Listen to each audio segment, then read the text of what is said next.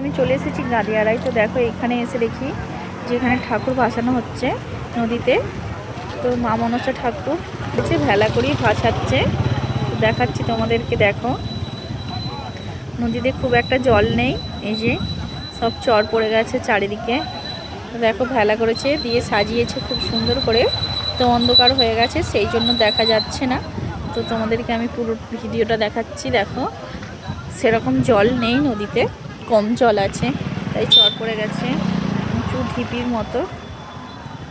কত সুন্দর লাগছে দেখো নদীটা দেখতে। আমার তো দারুণ লাগছে, দারুণ হাওয়া দিচ্ছে। তো দেখো এদিকেও প্রচুর লোক, তো নদীর ধারে ধারে প্রচুর লোক বসে আছে, সুন্দর হাওয়া খাচ্ছে আর সুন্দর নদী দেখছে। তো আমার তো ভালোই লাগছে। তোমাদের কেমন লাগছে তাড়াতাড়ি বলো কমেন্ট করে। কারো যদি আসতে ইচ্ছা হয় চলে এসো গাদিয়ারা ঘুরতে, সবার ভালো লাগবে।